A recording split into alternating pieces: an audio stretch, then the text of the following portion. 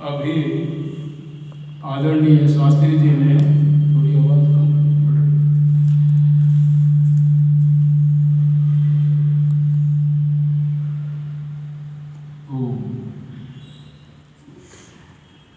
अपने उद्बोधन में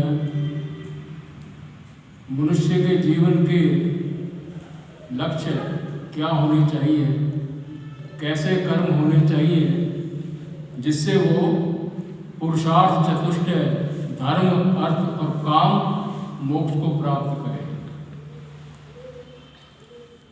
कर्म के लिए महर्षि पतंजलि जी ने कहा कि कर्म 4 प्रकार के हैं, शुभ कर्म, अशुभ कर्म और शुभ और अशुभ दोनों मिला के मिश्रित कर्म, और चौथा है जो केवल योगियों का है, ना वो शुभ है ना अशुभ है, अशुक्ल और अकृष्ण अर्थात निष्काम कर्म। शुभ कर्म अर्थात पुण्य कर्म, दान देना, परोपकार करना। अशुभ कर्म किसी के साथ दगा ना करना, धोखा ना करना, चोरी ना करना, पाप ना करना। तीसरा बताया मिश्रित कर्म, जो दोनों को मिला करके है, शुभ और अशुभ। जैसे कि कुछ कर्म ऐसे होते हैं कि जिनमें दोनों का समावेश होता है, उसके बिना वो कार्य होता नहीं है। उदाहरण के लिए खेती करना, किसान जब बीज बोता है, जो किसान है वो समझते हैं, जानते हैं कि उस समय अनेक जीवों की हत्या हो जाती है जो पृथ्वी में रहते हैं। जब हल चलाता है तो कुछ जीव उसमें मृत्यु को प्राप्त होते हैं। ये तो अशुभ कर्म हुआ। और शुभ कर्म ये है कि उसके अंदर गेहूँ बोने के लिए बीज डाला जा रहा है, तो गेहूँ अगर उगेगा तो जनमानस का जो है पेट भरेगा, ये शुभ है। दोनों को मिलाकर के वो मिश्रित कर्म है। ये तीनों प्रकार के कर्मों को बताया महर्षि पतंजलि ने, ये सामान्य व्यक्ति करता है। चौथा जो बताया अशुक्ल अकृष्ण अर्थात ना वो शुभ है ना अशुभ है ना मिश्रित है, वो केवल योगी ही कर पाता है। जो सच्चा योगी होगा वो, जो भावना नहीं रखेगा, जैसे अभी बता रहे थे ना कि भावना नहीं आनी चाहिए कि मैंने कुछ किया, समर्पण की भाव बना रहना चाहिए। जैसे कांता जी बता रही थी, केवल ध्यान उसी के साथ लगा हो और संसार का उपकार करता रहे, परोपकार करता रहे, लेकिन उसकी फल की चाहना ना रखे, तो वो कर्म जो है निष्काम कर्म की कोटि में आता है। गीता में भी श्री कृष्ण जी ने इसको बार बार में इस पर बल दिया है। और फिर क्या कहा है उन्होंने, एक लाइनें याद आ गई हैं कि कर्म किएगा फल की इच्छा मत कर ऐ इंसान। कर्म तो कर, लेकिन वैसा कर्म कर जो फल की इच्छा ना कर उसकी। वो कर्म निष्काम हो सकता है, फल की इच्छा से जो भी कार्य किया जाएगा उसका फल मिलेगा भी। मैं 10 रुपये दान दे रहा हूँ, मन में ये भावना आती है कि 10 रुपये मैंने दान दिया है और मेरी मन से मेरे नाम की घोषणा हो, तो ये फल मैं चाह रहा हूँ, तो ये कर्म जो है पुण्य तो है, लेकिन निष्काम कर्म की कोटि में नहीं आता। तो हमें कर्म कैसे करने चाहिए, निष्काम। और फिर वेद जो है सब सत्य विद्याओं की पुस्तक है। वेद के अंदर हर बात को बहुत अच्छी प्रकार से समझा दिया गया है। हर बात चाहे जीवन से किसी भी से संबंध रखती हो, उसको वेद बहुत अच्छी प्रकार से बताता है। उसने कहा, वेद ने, कि मनुष्य को इस जीवन को सफल करने के लिए क्या करना चाहिए, कैसे ये जीवन सफल हो। तो उन्होंने 3 सूत्र बताए। अथर्ववेद के 12वें कांड के 5वें सूत्र का दूसरा मंत्र है ये, जिसमें उन्होंने कहा 3 सूत्रों को आप जीवन में धारण कर लो, आचरण में ले आओ। 3 सूत्र क्या है? 3 सूत्र हैं सत्येन आवृता। एक तो ये अर्थात सत्य से आप जुड़े रहो, युक्त रहो, सत्येन आवृता। दूसरी बात बताई गई कि श्रिया प्रावृता। श्री माने धन दौलत लक्ष्मी आदि समृद्धि, इससे भी आप संपन्न रहो, इससे भी जुड़े रहो, इससे भी युक्त रहो। जीवन में ये भी चाहिए। और तीसरी बात कही जो सबसे महत्वपूर्ण है, सत्य से धन का आप उपार्जन करते हुए यश सा परिव्रता, जो आपका यश है, कीर्ति है, वो चारों ओर फैल जाए। परि माने चारों ओर। तो ये तीन जो सूत्र हैं जीवन के हैं, जो व्यक्ति इनको अपने जीवन में आचरण में ले आएगा, उसका जीवन सफल जीवन माना जाएगा। क्या है? सत्य आवृता, सत्य से युक्त हो जाओ। आपके जीवन में सत्य होना चाहिए। और जो धन है, यश के साथ जो श्रिया परिकृता, धन है, लक्ष्मी है, श्री है, शोभा है, समृद्धि आदि है, इसको सत्य से प्राप्त करना है। और फिर इन दोनों को लेकर के इसके साथ अपने यश को, कीर्ति को फैलाना। ये तीन बातें अथर्ववेद बता रहा है। इसमें सबसे तीन शब्दों में ही पूरे जीवन का वो गागर में सागर की तरह भर दिया है, सफल जीवन के चित्र को पूरी तरह खींच दिया। तो ये क्या, एक उदाहरण लेते हैं, कल्पना करें एक बच्चा किसी अभावग्रस्त घर के अंदर पैदा होता है, उत्पन्न होता है। परिवार ऐसा है जहाँ अभाव है हर चीज का, गरीब घर का बच्चा है, और उसे दोनों समय का भोजन भी कठिनाई से प्राप्त होता हो, और उसका मकान जहाँ रहता हो ऐसा हो जैसे सर्दी आए तो सर्दी लगती हो, गर्मी आए तो गर्मी लगती हो, वर्षा आए तो छत टपकती हो। ऐसे परिवार में, ऐसे छत पर, इसके ऐसे मकान में जो रहता हो, और फिर जब वो बड़ा हो जाए, बड़ा होकर के उसके अंदर जैसे उसने होश संभाला और फिर उसमें योग्यता आ गई, उसने लाखों रुपए को कमा भी लिया, योग्यता आ गई उसके अंदर, और फिर अपने खाने का बहुत अच्छा प्रबंध भी कर लिया, दोनों समय का भोजन अच्छा खाता है पहले की अपेक्षा। तीसरी बात, उसने बहुत सुंदर कोठी बना ली, और फिर यातायात के लिए, आने जाने के लिए एक बहुत अच्छी सुंदर गाड़ी खरीद ली, कार खरीद ली, और लाखों रुपए उसने बैंक में अपने खातों में जमा करा दिए। तो आज के समय में ऐसे व्यक्ति को सफल व्यक्ति माना जाता है? नहीं। आज ऐसा व्यक्ति कोई हो जिस पर हर प्रकार की सुख सुविधाएं हो, तो वो सफल माना जाता है। परंतु वेद कहता है, वेद उसकी शर्त यह है कि अगर वो व्यक्ति ने ये पदार्थ सत्य से उपार्जित किए हैं तो ठीक है। अगर किसी को धोखा नहीं दिया, किसी को दबाया नहीं, किसी को सताया नहीं है, तो ये है ठीक। और अगर आपने ये पदार्थ किसी को सता करके, धोखा दे करके प्राप्त किए हैं, तो वो फिर ये सफल जीवन का सूत्र नहीं है। वेद इसको सफलता की कसौटी पर कस करके सही नहीं मानता। वेद तो कहता है अगर आपने सत्यता से इसको सबको प्राप्त किया है तो आप सफल हैं। एक छोटा सा दृष्टांत याद आ रहा है, बंगाल का दृष्टांत है। पश्चिमी बंगाल में बहुत बड़े अपने समय में एक न्यायाधीश हुए हैं और उसकी इनकी खबर अखबारों में छपी थी, बहुत पुरानी बात है।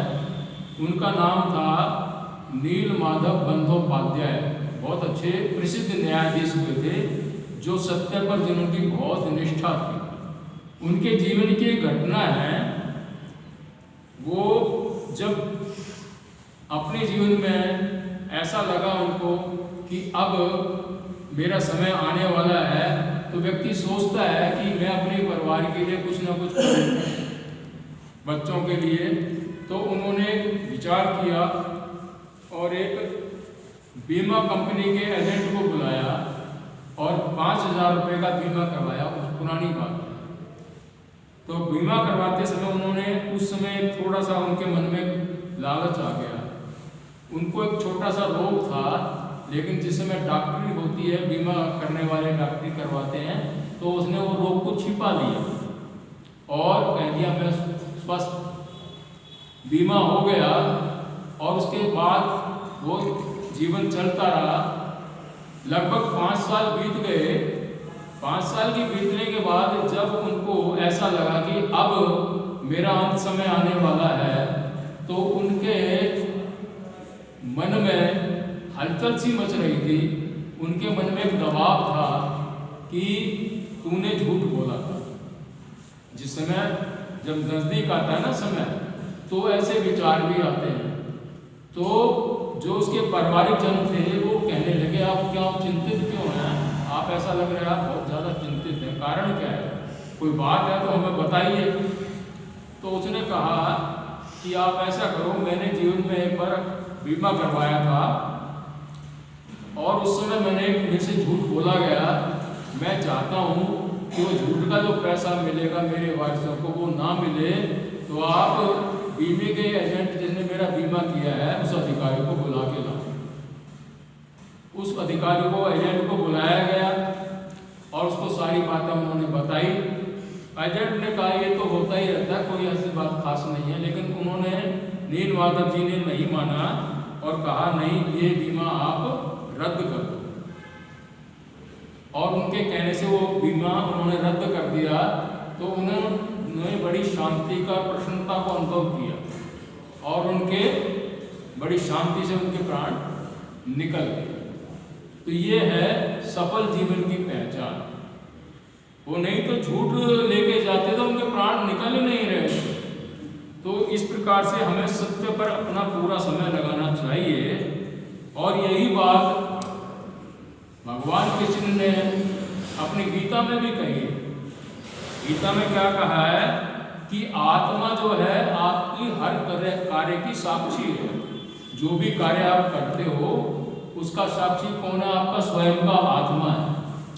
और उन्होंने एक श्लोक बताया कि आत्मनो मित्र और आत्मा एव रिपुः आत्मन, आत्मनो एव आत्मनो बंधु।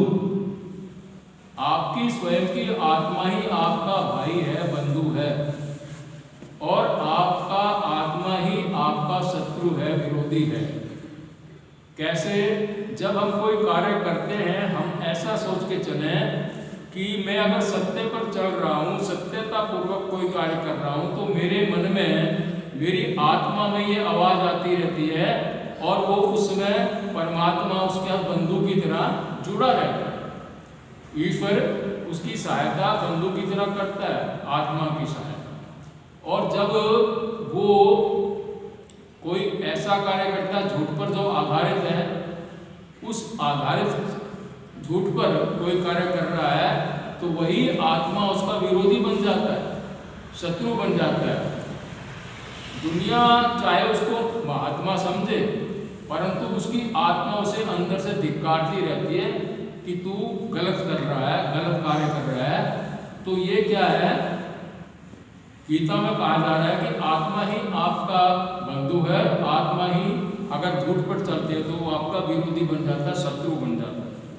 इसी बात को महाभारत में महात्मा विदुर जी भी कह रहे हैं, विदुर नीति में, कि जो मनुष्य किसी कार्य को करते समय ये देखता है, पहले मन में विचार करता है कि मुझसे कोई ऐसा कार्य ना हो जाए जिससे मुझे लज्जित होना पड़े, ऐसा व्यक्ति जो सोच करके कोई भी कार्य करता है, तो विदुर जी कहते हैं वो व्यक्ति संसार का गुरु होने के योग्य है।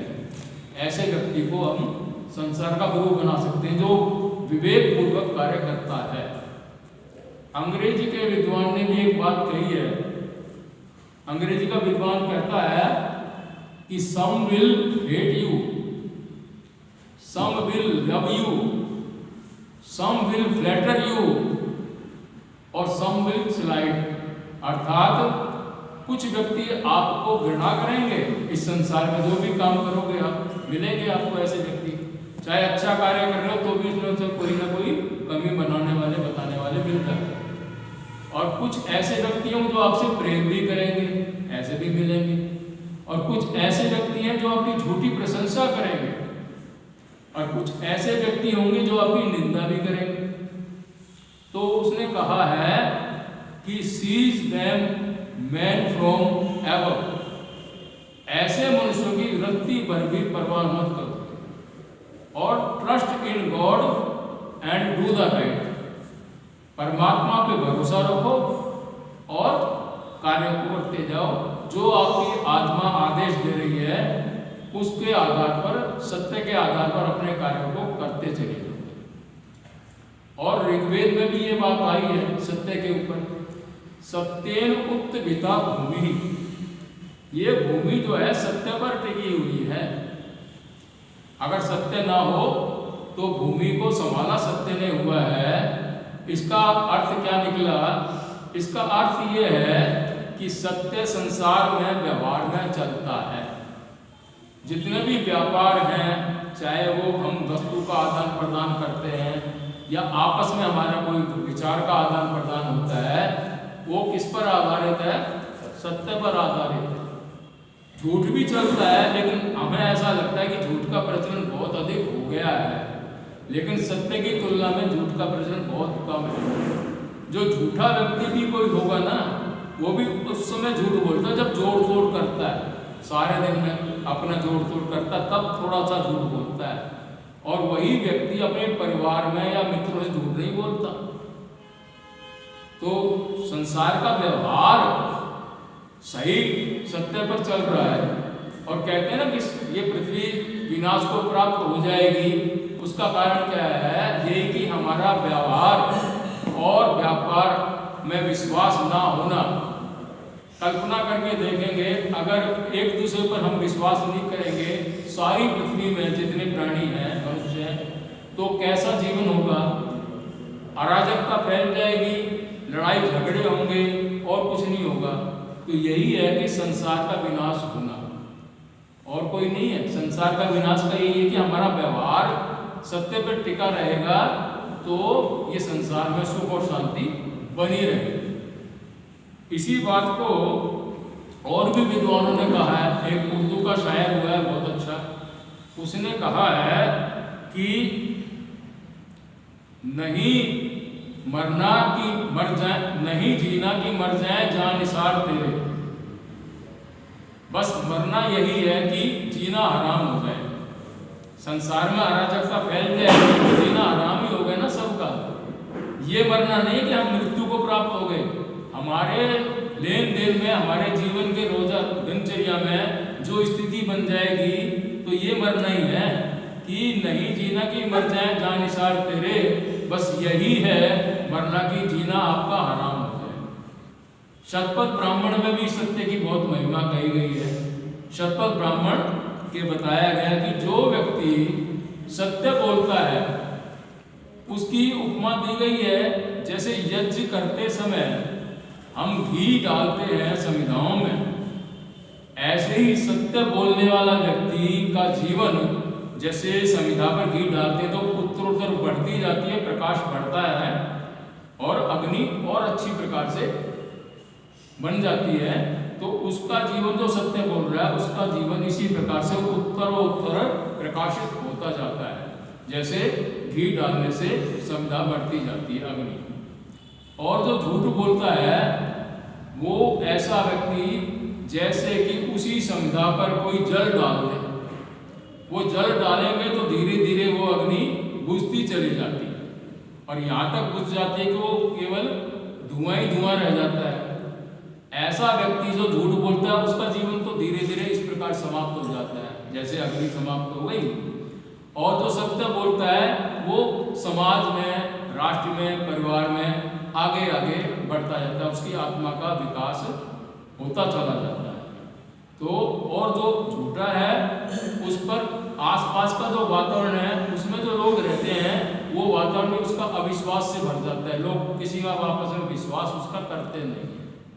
तो ये बताया गया।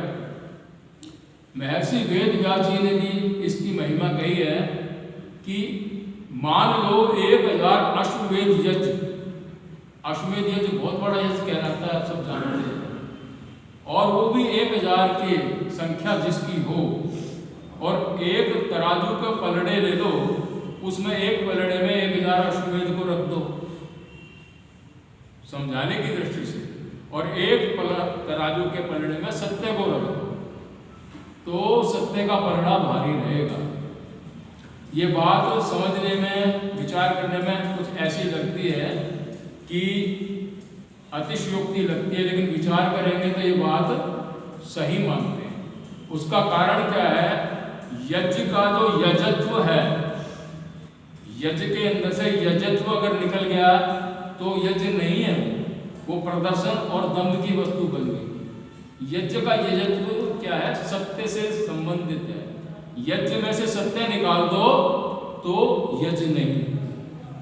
यज्ञ को जब हम श्रद्धा पूर्वक करते हैं तब वो यज्ञ है, और दिखावा करते हैं, मैंने घी डाल दिया, स्वाहा स्वाहा कर दिया, भाई लोग मुझको देखे मैं यज्ञ करने वाला हूँ और दिखावा कर रहा हूँ, और अंदर से मैंने इस भावना को लिया नहीं, श्रद्धा से, मैं श्रद्धा से यज्ञ नहीं कर रहा, तो फिर ये यज्ञ नहीं है, केवल दम, दिखावा, प्रदर्शन की वस्तु बन के रह जाएगा।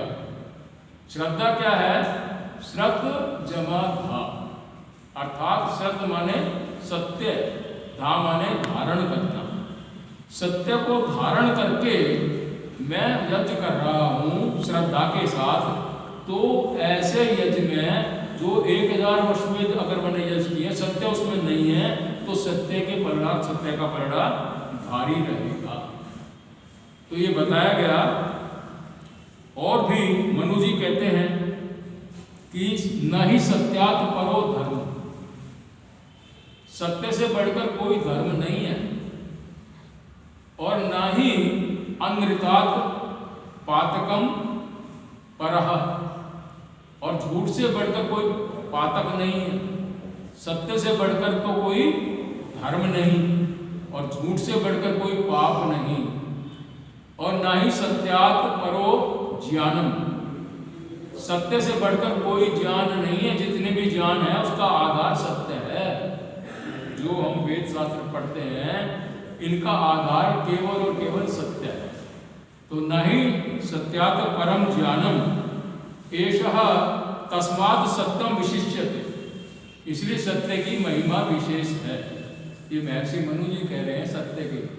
तो सत्य हमारे जीवन में आना चाहिए, होना चाहिए, और उनके लिए उन्होंने एक बात और भी कह दी मनु जी ने, अद्भिर गात्राणि शुद्ध्यन्ति, अद्भिर गात्राणि शुद्ध्यन्ति, अर्थात जो अद्भिर माने जल, इससे अपने गात्र को शुद्ध करते हैं, हम सब निर्मल करते हैं, धोते हैं। जल के धोने से हमारा शरीर शुद्ध होता है, स्नान आदि करते हैं सब, और भी जल से काफी चीजों को हम साफ करते हैं, पवित्र करते हैं। लेकिन कहा सत्येन मना शुद्धति, मना सत्येन शुद्धति, और कोई भी नहीं उपाय है मन को शुद्ध करने का। यह कि अगर हम सत्य का आचरण करेंगे तब जाकर के हमारा मन शुद्ध होता है। तो इसके लिए भी सत्य पर कितना बल दिया गया विद्वानों ने और शास्त्रों में। तो सत्य के ऊपर, सत्य से मैंने जब अपने आप को इतना युक्त कर लिया है, जोड़ लिया है, तो ये मेरे जीवन की पहली सफलता है। मेरे पहले जीवन का सूत्र क्या है? मैं सत्य पर आरूढ़ रहूं, सत्येन आवृता। दूसरी बात कही गई है श्रिया प्रावृता, उपसर्ग लगाया है आके आगे, उस पर विशेष जोर दिया गया है इस बात पर। श्री माने लक्ष्मी, धन आदि। तो उसके साथ मैं जब जुड़ता हूँ तो ये श्री और सत्य दोनों मिल जाएंगी तो यशसा बनेगा, अर्थात मेरा यश फैलेगा। तो धन कमाना कोई बुरी वस्तु नहीं है और ना त्यागने की वस्तु है।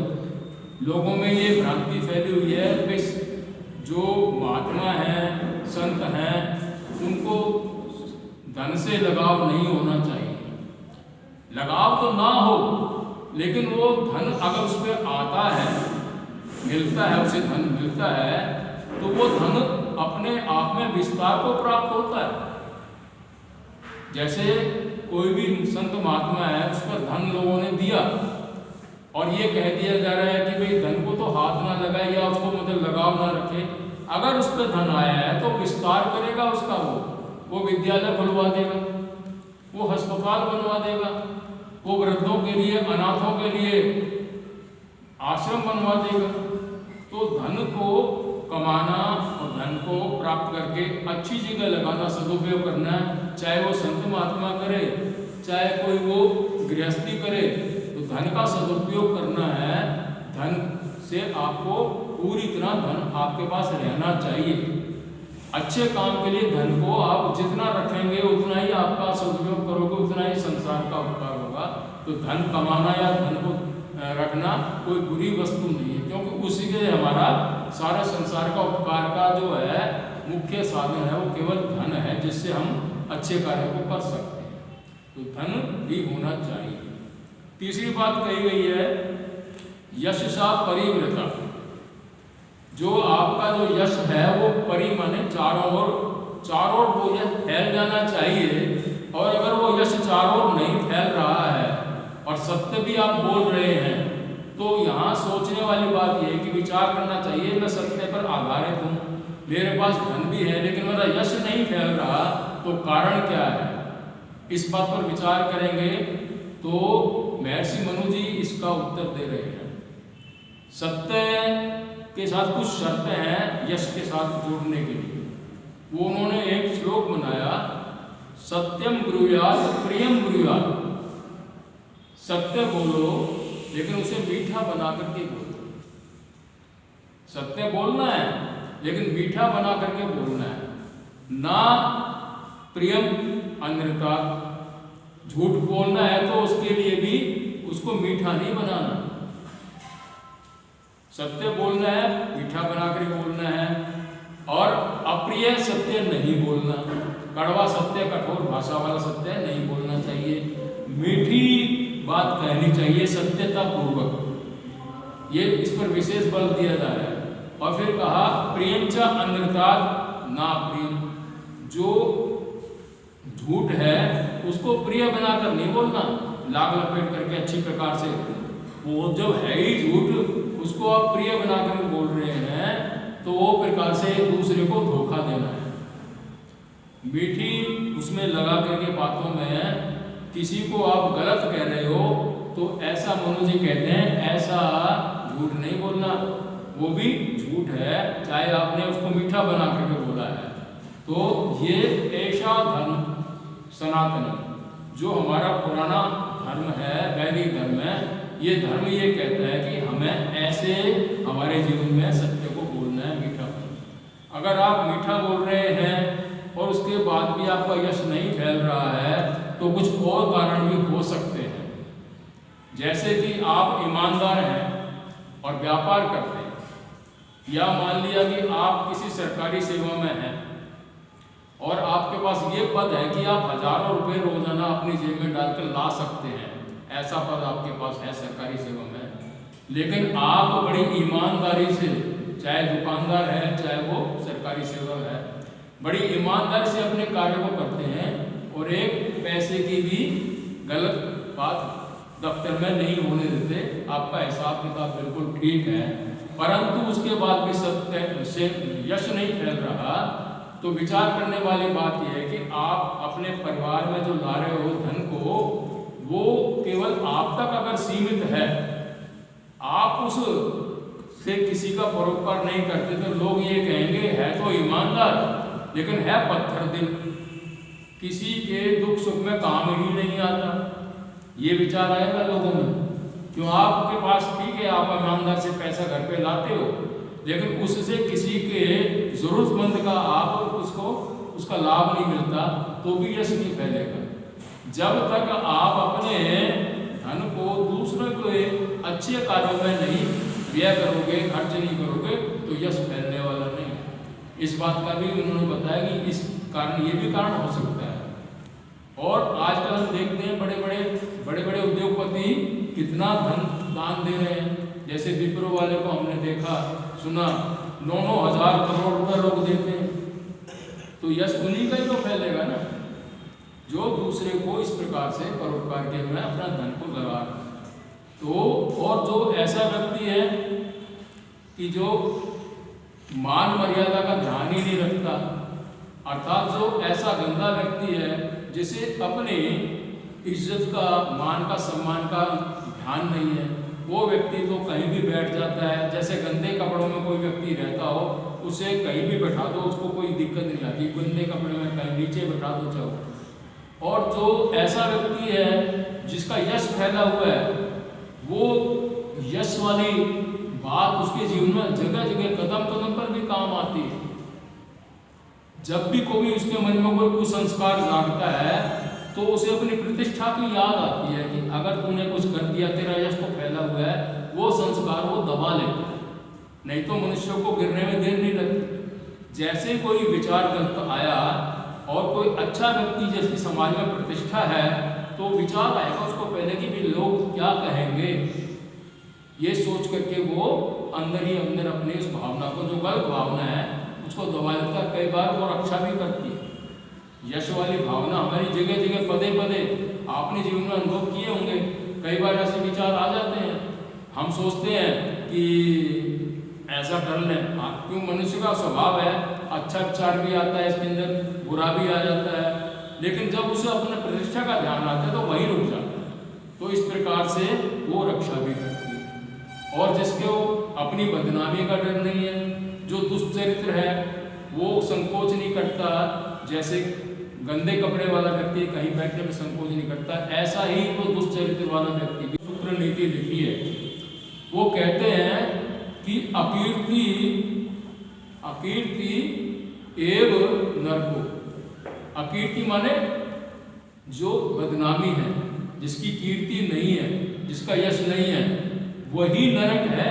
उन्होंने कहा अकीर्ति एव नरको, अकीर्ति नरक है, वो नरक अन्यथा दिवी नरको, कहीं आकाश में नहीं है। वो हम सोचते हैं भाई नरक आकाश में होगा, ये अकीर्ति रूपी नरक ही है दुनिया में।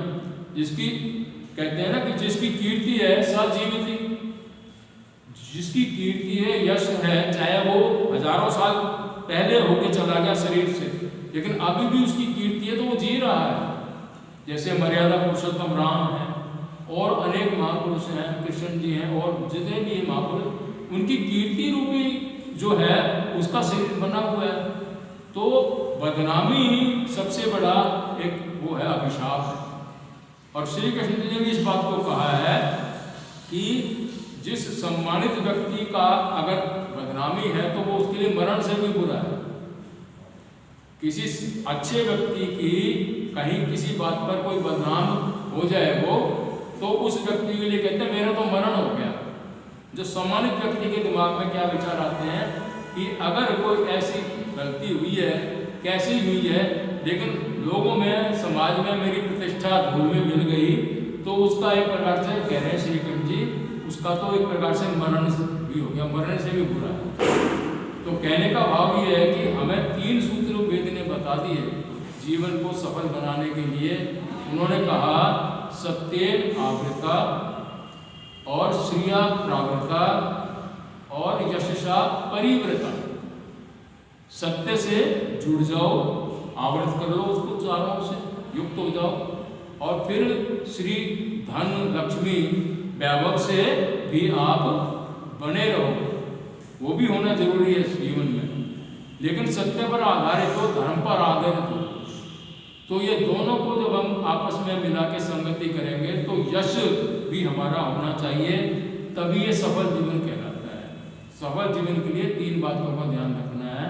जब ये इस प्रकार से जीवन जिएंगे आपको, तो धर्म आपने प्राप्त कर लिया, सत्य भी प्राप्त कर लिया, तो आपके जो अर्थ भी आपने सत्य से प्राप्त कर लिया। तो पहले बात जो बताएगी कि धर्म, अर्थ, काम और मोक्ष, ये 4 चीजें तो है ना, जिसमें 3 चीजों को संसार से संबंधित हैं। भाई हमने सत्य और न्याय से धर्म को प्राप्त किया, और सत्य और न्याय के द्वारा ही हमने अर्थ को प्राप्त कर लिया। फिर काम अर्थात हमने उनसे अपनी शुभ कामनाओं को पूर्ण किया, परोपकार किया, अच्छे काम किए, तो परमात्मा कहता है, शास्त्र कहते हैं तो मोक्ष तो हो ही जाएगा। जब आप ऐसा जीवन बना लोगे तो अंतःकरण पवित्र हो जाएगा। ऐसा व्यक्ति जिसका सत्य क्या ना मना सत्यम शुद्ध थी, सत्य बोलने से हमारा मन शुद्ध हो गया तो हमारे कर्म भी तो शुद्ध हो जाएंगे ना, अंतःकरण पवित्र हो जाएगा, कामना हमारी शुभ हो जाएंगी, तो फिर विवेक जागृत कर देगा परमात्मा। अर्थात संसार क्या है, जीवात्मा क्या है, परमात्मा क्या है, इसके बारे में उसका शुद्ध स्वरूप आपको पता लगने लग जाएगा। अंतःकरण जब आपका यहाँ से मैं लग जाएगा तो विवेक जागृत हो जाएगा। और विवेक क्या है? यथार्थ ज्ञान, अर्थात जो वस्तु जैसी है वो आपको उसी प्रकार से ध्यान में आ जाएगी। और जब तक अविद्या है या असत्य जीवन में है तो आप उसका यथार्थ बोध नहीं कर पाओगे। यथार्थ बोध नहीं हो रहा है तो ज्ञान नहीं बढ़ रहा, अज्ञान बढ़ रहा है। यथार्थ ज्ञान ना होना अर्थात अज्ञान से युक्त हो जाना। और फिर वेद व्यास जी कहते हैं ज्ञानस्य पराकाष्ठा वैराग्यम, जब इतना ज्ञान हो जाएगा आपको यथार्थ, तब आपको संसार की वास्तविकता पता चल जाएगी, संसार है क्या। अब तो उसके आकर्षण में अच्छे आप आकर्षित हो, लेकिन जब पता लगेगा ना संसार में तो सत्वरजतम से है, इसके अंदर जो है रजोगुण भी है, तमोगुण भी है, सतोगुण भी है, तो मैं कौन से कार्य कर रहा हूँ, सतोगुण वाले कर रहा हूँ, रजोगुण वाले है, तमोगुण वाले। तब यथार्थ ज्ञान हो जाएगा तो सतोगुण वाले करेगा, रजोगुण तमोगुण वाले नहीं करेगा। जब ये ज्ञान हो जाएगा तो जब इसकी ज्ञान की पराकाष्ठा हो जाएगी, बहुत ज्ञान हो गया तो वैराग्यम, फिर वैराग्य हो जाएगा, संसार से विरक्त हो जाओगे। तो इस प्रकार से ये जो जीवन है सत्य, धर्म और धन और यश, इसको आप इस प्रकार जियोगे तो आपका कल्याण है। वेद मंत्र यही बार बार में कह रहा है, यही हमारे जीवन की सफलता है। सभी का बहुत बहुत धन्यवाद।